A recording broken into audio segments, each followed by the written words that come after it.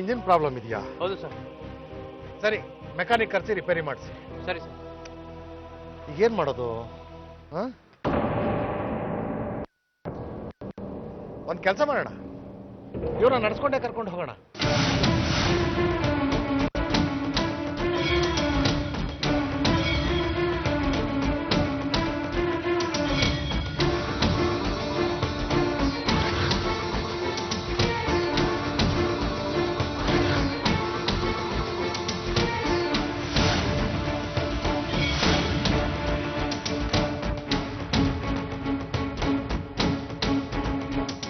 ಇಳಿಸ್ರಿ.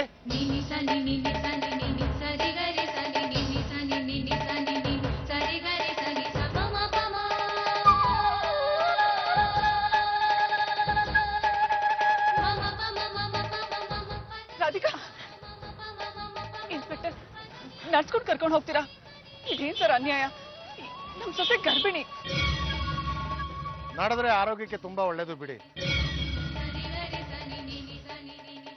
ಇವ್ರು ನಡ್ಕೊಂಡು ಹೋಗೋದನ್ನ ನೋಡಿದ್ರೆ ಇವ್ರನ್ನ ನೋಡಿದವರೆಲ್ಲ ಮುಂದೆ ತಪ್ಪು ಮಾಡೋದಕ್ಕೆ ಹಿಂಜರಿತಾರೆ. ಇನ್ಸ್ಪೆಕ್ಟ್ರೆ, ಬೇಕಾದ್ರೆ ನಾವು ನಮ್ ಕಾರಲ್ಲೇ ಕಳ್ಸ್ಕೊಡ್ತೀವಿ. ಮುಂದೆ ಊರಲ್ಲಿರೋ ಕ್ರಿಮಿನಲ್ಗಳನ್ನೆಲ್ಲ ಕರ್ಕೊಂಡು ಹೋಗೋದಕ್ಕೆ ನಿಮ್ ಕಾರ್ನೇ ಬಳಸೋಣ ಬಿಡಿ. ಆದ್ರೆ ಈಗ ಬೇಡ.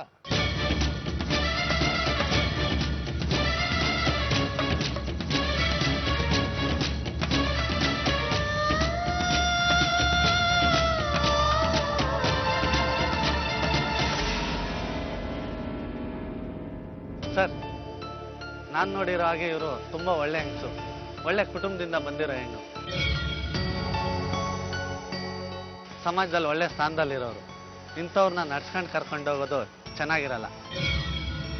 ಕಾರ್ನಲ್ಲೇ ಬರಲಿ ಬಿಡಿ ಸರ್. ರೇ ಇನ್ಸ್ಪೆಕ್ಟರ್, ನೀವಾ ನಾನಾ? ಸುಮ್ಮನೆ ಹೇಳ್ದಷ್ಟು ಕೆಲಸ ಮಾಡ್ರಿ. ನನ್ ಸೊಸೆನ ಈ ರೀತಿ ಕಳ್ಸೋದಕ್ಕೆ ನಮ್ಗಿಷ್ಟ ಇಲ್ಲ. ನಾವು ಬರ್ತೀವಿ. ಒಂದು ಕೆಲಸ ಮಾಡಿ, ಒಂದು ಬಾವುಟ ಹಿಡ್ಕೊಂಡು ಬಂದ್ಬಿಡಿ. ಆಗಸ್ಟ್ 15ಕ್ಕೆ ಮೆರವಣಿಗೆ ಹೋಗ್ತಾರಲ್ಲ, ಹಾಗಿರುತ್ತೆ.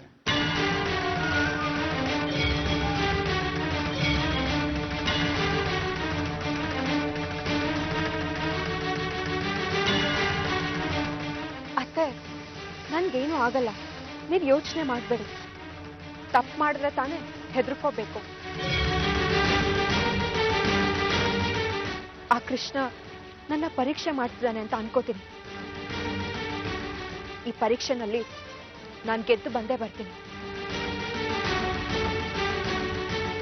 ಸತ್ಯ ಯಾವುದು ಸುಳ್ಳು ಯಾವುದು ಅಂತ ಅವನೇ ತೀರ್ಮಾನ ಮಾಡ್ತಾನೆ. ಆಹಾ, ಕ್ರಿಸ್ತ ಶಕ 1100 ಉಡತಡಿ ಅಕ್ಕನ ವಚನ ಕೇಳದಂಗಾಯ್ತು. ಭಗವಂತ ಧನ್ಯನಾದೆ ತಂದೆ, ಧನ್ಯನಾದೆ. ಮುಗಿತಾ ನಿಮ್ ಪ್ರವಚನ ಎಲ್ಲ? ಹೊರಡ್ರಿ, ಎಳ್ಕೊಂಡ್ ಬರ್ರಮ್ಮ. ವಿಶ್ವ ಆಫೀಸಲ್ಲಿ ಇರಬೇಕು. ಅವನು ಫೋನ್ ಮಾಡಿ ವಿಷಯ ತಿಳಿಸ್ಬಿಡಪ್ಪ, ನಾ ಹೋಗಿರ್ತೀವಿ.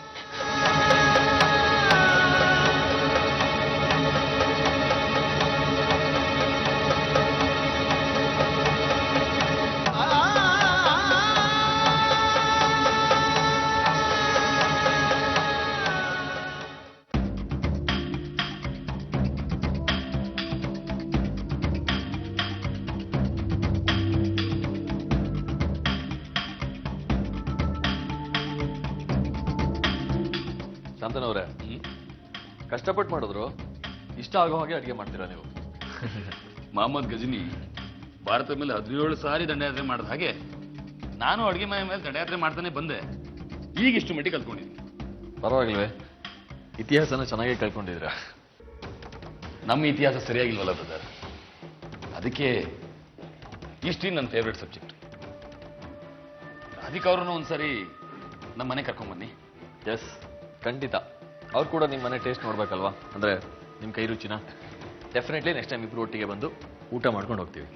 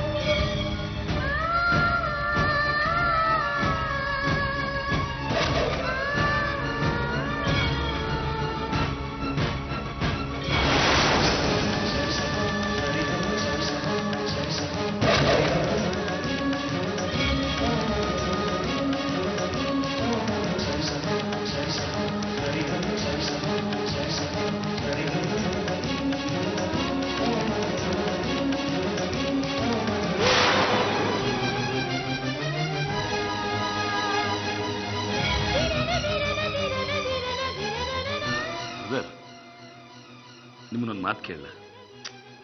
ಬ್ರದರ್ ಅಂದಿದ್ದೀರಾ, ಕೇಳಿ ಅದೇನಂತ. ರಾಧಿಕಾ ಅವ್ರನ್ನ ನೀವು ತುಂಬಾ ಇಷ್ಟಪಡ್ತೀರಾ ಅಲ್ವಾ?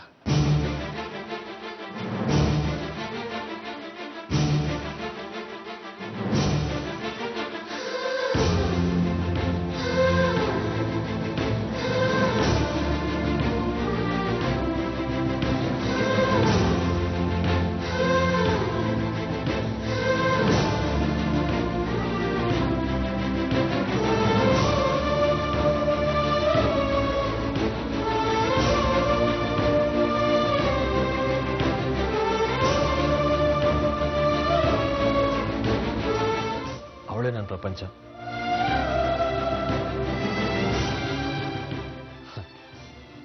ಅವಳ ಬಗ್ಗೆ ಎಷ್ಟು ಮಾತಾಡಿದ್ರು ಕಡಿಮೆನೇ ಶಾಂತನು.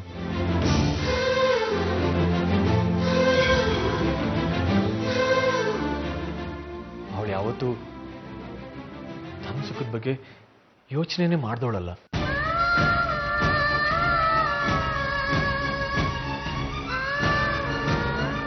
ಬೇರೆಯವ್ರ ಬದುಕಲ್ಲೇ ನನ್ನನ್ನು ಕಾಣೋಳು ಅವಳು.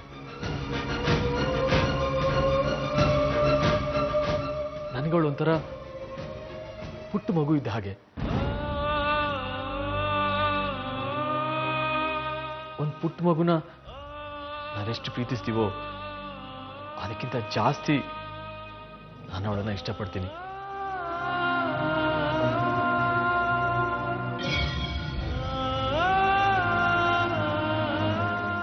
ಅವಳು ಒಂದಿನ ಒಬ್ಬರ ಬಗ್ಗೆ ಕೇಳಿ ಬಯಸಿದ್ದನ್ನ ನಾನು ನೋಡೇ ಇಲ್ಲ.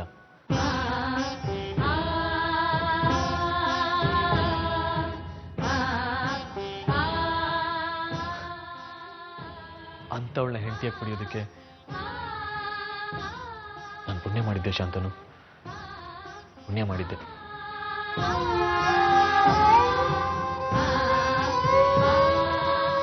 ಅವಳಿಗೇನಾದ್ರೂ ಒಂದು ಚೂರು ನೋವಾದ್ರೆ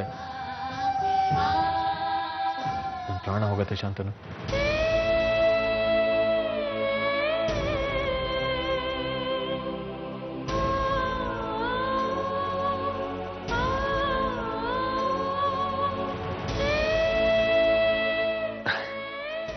ಸಾರಿ,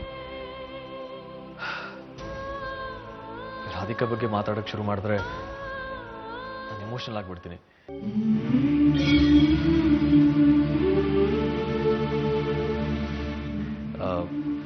ಹೌದು, ಇದನ್ನ ನೀವ್ಯಾಕೆ ನನಗೆ ಕೇಳ್ತಾ ಇದ್ದೀರಾ?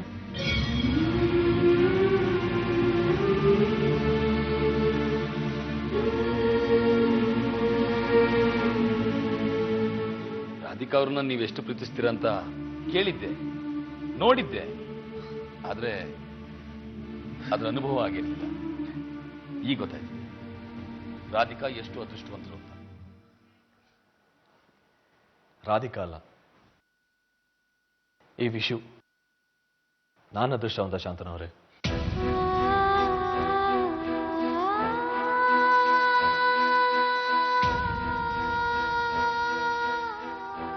ಓಕೆ, ನೀವಿಬ್ರು ಅದೃಷ್ಟವಂತರೇ, ಸರಿನಾ? ಸರಿ, ರಾಧಿಕಾ ಕಾಯ್ತಿದ್ದಾಳೆ, ನಾನಿನ್ನು ಹೊರಡ್ತೀನಿ. ಇನ್ನು ಸ್ವಲ್ಪ ಹೊತ್ತು ವಿಶ್ವ ಸ್ಟೇಷನ್ ನಲ್ಲಿ ಕಂಬಿಗಳ ಹಿಂದೆ ನಿನ್ನ ರಾಧಿಕಾ ನಿಂತ್ಕೊಂಡು ನಿನಗಾಗಿ ಕಣ್ಣೀರಿಡ್ತಾ ಇರ್ತಾಳೆ. ಶಾಂತನು, ಏನು ಯೋಚನೆ ಮಾಡ್ತಿರೋ ಹಾಗಿದೆ? ಏನೂ ಇಲ್ಲ. ಓಕೆ, ಮತ್ತೆ ಸಿಗೋಣ. ಸಿಗ್ತಾನೆ ಇರೋಣ ಬ್ರದರ್. ಎಸ್. ಬಾಯ್ ಬಾಯ್. ಧರ್ಮಾಧಿಕಾರಿ ಮನೆಯವರು ಅಂದ್ರೆ ಏನ್ ಬೇಕಾದ್ರೂ ಮಾಡಬಹುದು ಅನ್ಕೊಂಡ್ರೆ ಹೀಗೆ ಆಗೋದು. ಇವ್ರಿಗೆ ಒಂದ್ ನ್ಯಾಯ, ಊರಿಗೆ ಒಂದ್ ನ್ಯಾಯನಾ? ಅಯ್ಯೋ, ಏನೇ ಆದ್ರೂ ತಂದೆ ತಾಯಿ ಇಂಥ ಮಕ್ಕಳನ್ನ ಬೆಳೆಸ್ಬಾರ್ದಪ್ಪ. ಅಕ್ಕನ್ ಕಂಡ್ರೆ ತಂಗಿಗಾಗಲ್ಲ, ತಂಗಿನ ಕಂಡ್ರೆ ಅಕ್ಕಂಗಾಗಲ್ಲ. ಇದೊಂದ್ ಬಾಳೇನ್ರಿ?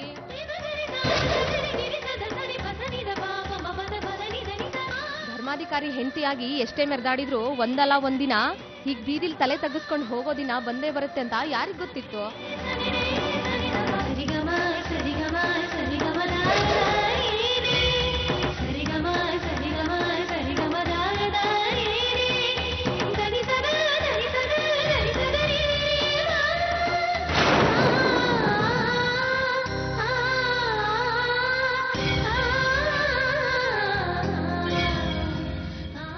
ಆಕೆ ಎಷ್ಟು ಅಮಾಯಕಿ ತರ ಕಾಣ್ತಾಳೆ, ಆದ್ರೆ ಮಾಡಿರೋ ಕೆಲಸ ನೋಡಿ ಎಂಥದ್ದು.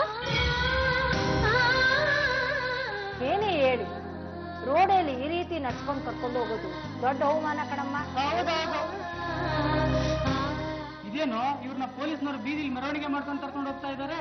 ಏನೋ ಮಾಡಬಾರ್ದು ಮಾಡಿರ್ತಾರೆ, ಅದಕ್ಕೆ ಅನಿಸುತ್ತೆ.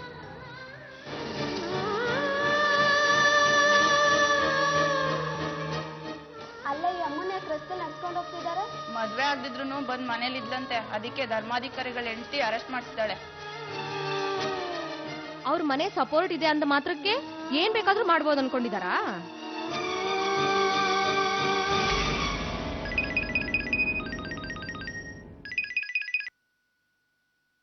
Hello. Shantanu good news, Radhika arrest ಆದ್ಲು. ಓ ಹೌದಾ, ಗುಡ್. ಇದೇನ್ ಶಾಂತನು ಹೀಗೆ ಹೇಳ್ತಿದ್ದೀರಾ? ನಿಮಗ್ ಸರ್ಪ್ರೈಸ್ ಆಗುತ್ತೆ ಅಂತ ಅನ್ಕೊಂಡಿದ್ದೆ. ವಿಶಾಖ ಅವರೇ, ಅದು ಗೊತ್ತಿರೋ ವಿಷಯ. ಅನ್ಕೊಂಡಿರೋ ಕೆಲಸ ಆದ್ರೆ ಅದರಲ್ಲಿ ಸರ್ಪ್ರೈಸ್ ಇರೋದಿಲ್ಲ.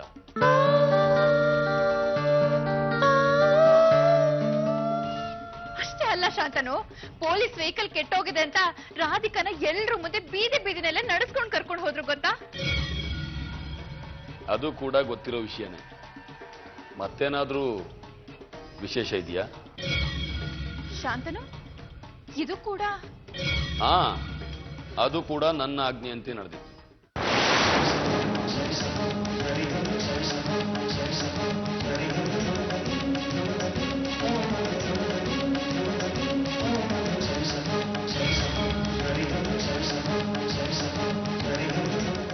ಇಲ್ಲಿವರೆಗೂ ನಡೆದಿದ್ದು ಜಸ್ಟ್ ಸ್ಯಾಂಪಲ್ ಅಷ್ಟೇ.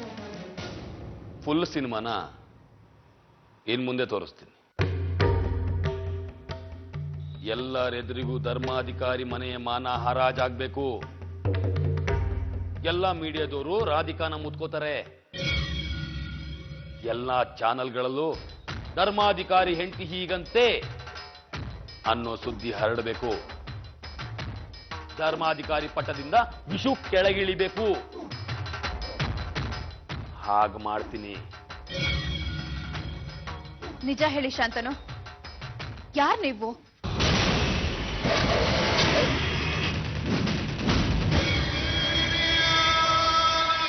ಅಲ್ಲ, ಈ ಕುಟುಂಬದ ಮೇಲೆ ನಿಮಗೆ ಇಷ್ಟೊಂದು ದ್ವೇಷ ಯಾಕೆ?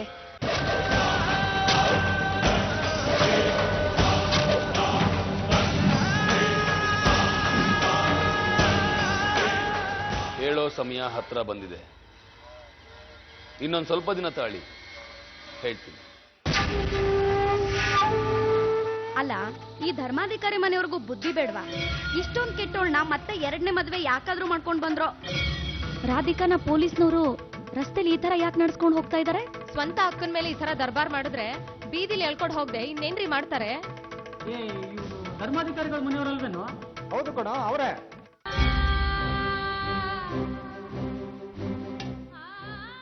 ಸರಿ, ಈಗ ನಿಮ್ಮ ಅರ್ಧ ದಾರಿ ಸಲೀಸಾದಾಗಾಯ್ತು. ಮುಂದೆ ಏನ್ ಮಾಡಬೇಕು ಅನ್ನೋದನ್ನ ಹೇಳ್ತೀನಿ. ಬಾಯ್. ಶಾಂತನು,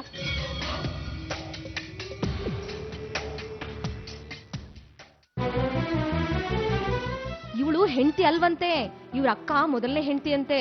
ಅಕ್ಕ ಸ್ವಲ್ಪ ದಿನ ಮನೆ ಬಿಟ್ಟು ಹೋದ್ಲು ಅಂತ ಒಂದೇ ನೆಪಕ್ಕೆ ಇವಳು ಮನೆ ಬಂದ್ ಸೇರ್ಕೊಂಡ್ಲಂತೆ.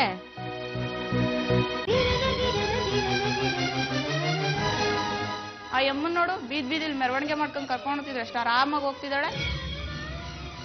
ಇದನ್ನೇ ಕಣೆ ಬಂಜನ್ಮ ಅನ್ನೋದು.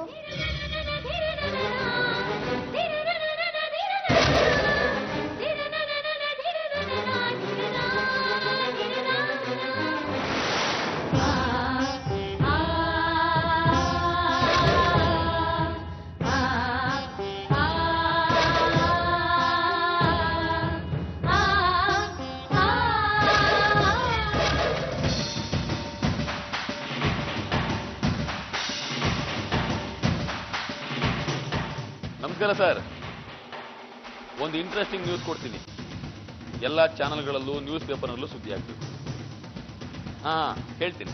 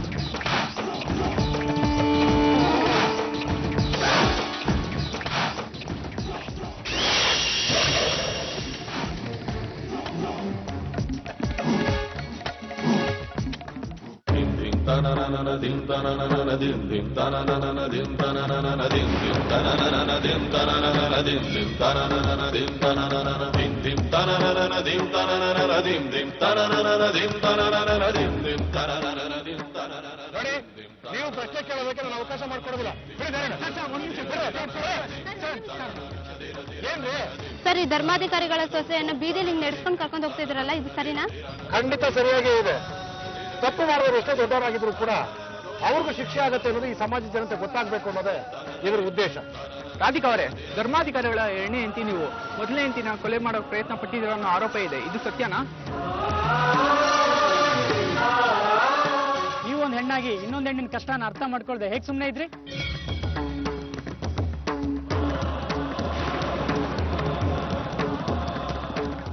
ಹಾ, ನೋಡಿದ್ರಲ್ಲ, ಇವ್ರು ಯಾರು ಮಾತಾಡ್ತಾ ಇಲ್ಲ. ಅಂದ್ರೆ ಏನರ್ಥ? ಎಲ್ರೂ ಸೇರ್ಕೊಂಡು ತಪ್ಪು ಮಾಡಿದ್ದಾರೆ ಅಂತ ಅರ್ಥ.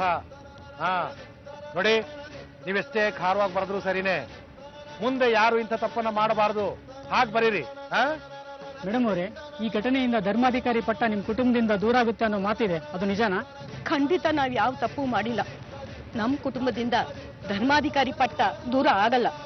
ತಪ್ಪು ಮಾಡಿಲ್ಲ ಅಂತೀರಾ? ಈ ರೀತಿ ರೋಡಲ್ಲಿ ಮೆರವಣಿಗೆ ಹೋಗೋಕೆ ಹೇಗೆ ಸಾಧ್ಯ?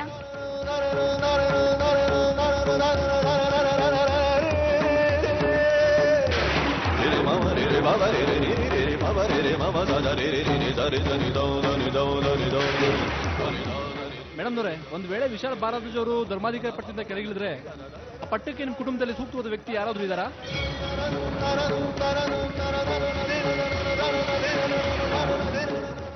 ಅಕ್ಕನ ಮೇಲೆ ತೆಂಗಿನ ದಬ್ಬಾಳಿಕೆ ಮಾಡೋದಕ್ಕೆ ಹೇಗೆ ಸಾಧ್ಯ? ನೋಡಿ,